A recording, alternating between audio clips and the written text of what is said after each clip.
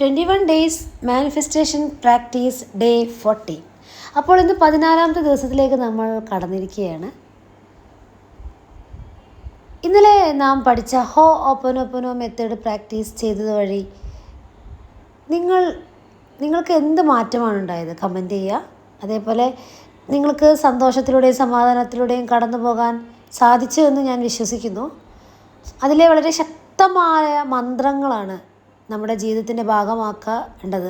അത് എന്ന് പറയുന്നത് I am sorry, please forgive me, I thank you and I love you. ഇത്രയും പവർഫുള്ളായൊരു technique വേറെ ഇല്ല എന്ന് തന്നെ പറയാം.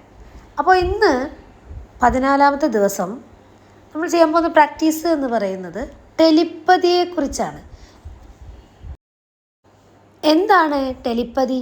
വിദൂരത്തിലിരിക്കുന്ന ഒരു വ്യക്തിയിൽ നിന്ന് അയാളുടെ ചിന്തകളോ അനുഭവങ്ങളോ മറ്റൊരു മാധ്യമത്തിൻ്റെ സഹായമില്ലാതെ ലഭിക്കുന്ന പ്രോസസ്സാണ് ഈ ടെലിപ്പതി എന്ന് പറയുന്നത്. ഇതൊരു തരത്തിലുള്ള എക്സ്ട്രാ സെൻസറി പെർസെപ്ഷൻ അഥവാ ESP ആണ്.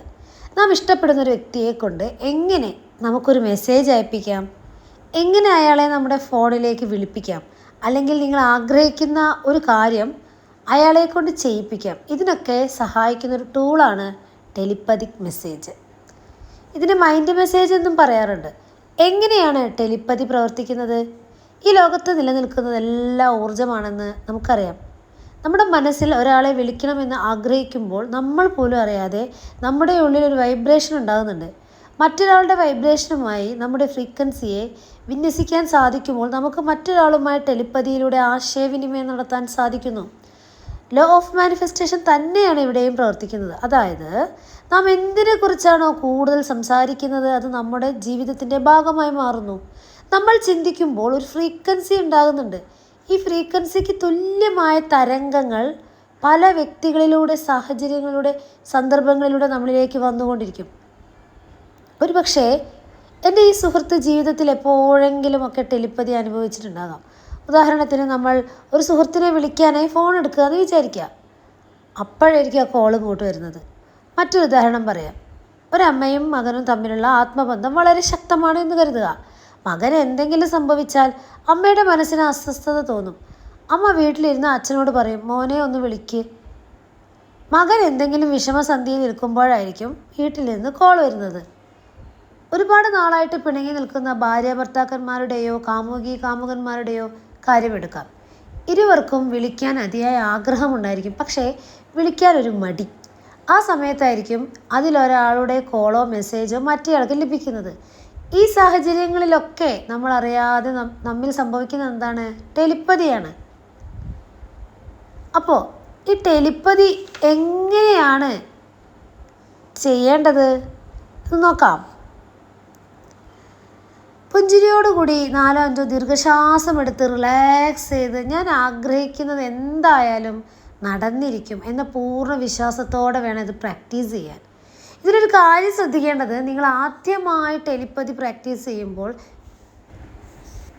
നിങ്ങളുമായി ആത്മബന്ധമുള്ള ഒരു വ്യക്തിയെ ആയിരിക്കണം ടെലിപ്പതി ചെയ്യാനായി തിരഞ്ഞെടുക്കേണ്ടത്. തുടക്കത്തിൽ തന്നെ നിങ്ങൾ വെറുക്കുന്ന അതുപോലെ ഇതുവരെ കണ്ടിട്ടില്ലാത്ത ഒരു വ്യക്തിയുമായി ടെലിപ്പതി പ്രവർത്തിക്കുമെന്ന് പ്രതീക്ഷിക്കരുത്. അതിലേക്ക് നമുക്ക് പിന്നീട് കടക്കാം. ആദ്യമായി നമ്മൾ സന്ദേശം അയക്കേണ്ട ഒരു വ്യക്തിയെ തിരഞ്ഞെടുക്കുക. വളരെയധികം ശ്രദ്ധിച്ച് വേണം ആ വ്യക്തിയെ തിരഞ്ഞെടുക്കാൻ എന്ന് ഞാൻ ഒരിക്കൽ കൂടി ഓർമ്മിപ്പിക്കുകയാണ്. നിങ്ങളുമായി ആഴത്തിലുള്ള ഹൃദയബന്ധമുള്ള വ്യക്തിയായിരിക്കണം അത്. അതാണ് നിങ്ങൾ പ്രത്യേകം ശ്രദ്ധിക്കേണ്ടത്. നിങ്ങളുമായി ആഴത്തിലുള്ള ഹൃദയബന്ധമുള്ള വ്യക്തിയായിരിക്കണം അത്. അതായത് നിങ്ങൾ അയക്കുന്ന ടെലിപ്പതിക് മെസ്സേജ് സ്വീകരിക്കത്തക്ക വിധത്തിലുള്ള ബന്ധം ആ വ്യക്തിയുമായി നിങ്ങൾക്ക് ഉണ്ടായിരിക്കണം. എന്നാൽ യാതൊരു പരിചയമില്ലാത്തതോ നിങ്ങളോട് ദേഷ്യമോ വെറുപ്പോ ഉള്ള ആൾക്ക് ഈ മെസ്സേജ് അയച്ചാൽ അതിന് ഫലം ലഭിക്കാൻ ഒരുപാട് സമയമെടുക്കും. ടെലിപ്പതി പ്രാക്ടീസ് ചെയ്യുമ്പോൾ ശ്രദ്ധിക്കേണ്ട മറ്റൊരു കാര്യം, നിങ്ങൾ അയക്കുന്ന സന്ദേശത്തിന് വ്യക്തമായൊരു ഉദ്ദേശവും വ്യക്തതയും ഉണ്ടായിരിക്കണം. അതായത് നിങ്ങൾ മറ്റേ വ്യക്തിയിൽ നിന്ന് ആഗ്രഹിക്കുന്നത് കോളാണോ, സന്ദേശമാണോ, എന്തിനു വേണ്ടിയാണ് ഇത് ചെയ്യുന്നത് തുടങ്ങിയ കാര്യങ്ങളിൽ ഉത്തമ ബോധ്യം ഉണ്ടായിരിക്കണം. ഇതിനായി എവിടെയെങ്കിലും സമാധാനത്തോടെ ഇരിക്കുക. നിങ്ങൾ ടെലിപ്പതിക് മെസ്സേജ് അയക്കാൻ ആഗ്രഹിക്കുന്ന വ്യക്തിയെ മനസ്സിൽ വിചാരിക്കുക. കണ്ണടച്ച് പുഞ്ചിരിയോടെ ആ വ്യക്തിയുമായി ചെലവഴിച്ച നല്ല നിമിഷങ്ങൾ, രസകരമായ സംസാരങ്ങൾ, ഒരുമിച്ചുള്ള യാത്രകൾ, അയാൾ തന്ന സമ്മാനങ്ങൾ തുടങ്ങിയവയെല്ലാം ഓർത്തെടുക്കുക. ആ വ്യക്തി നിങ്ങളുടെ അടുത്തുണ്ട് എന്ന ഫീലിങ്സിലായിരിക്കണം നിങ്ങളിത് പ്രാക്ടീസ് ചെയ്യേണ്ടത്. അതിനുശേഷം നിങ്ങൾക്ക് എന്താണോ പറയാനുള്ളത് ആ കാര്യം ആ വ്യക്തിയോട് പറയുന്നതായി മനസ്സിൽ സങ്കല്പിക്കുക. അതിനുശേഷം 4-5 തവണ യെസ് എന്ന് പറയുക. ആ വ്യക്തിയുമായി ആശയവിനിമയം ചെയ്യാൻ സാധിച്ചതിന് ആത്മാർത്ഥമായി ഹൃദയത്തിൽ നിന്ന് നന്ദി പറയുക. ചിലപ്പോൾ നിങ്ങൾ ആഗ്രഹിച്ച കാര്യം 24 മണിക്കൂർ കൊണ്ട് സംഭവിക്കാം.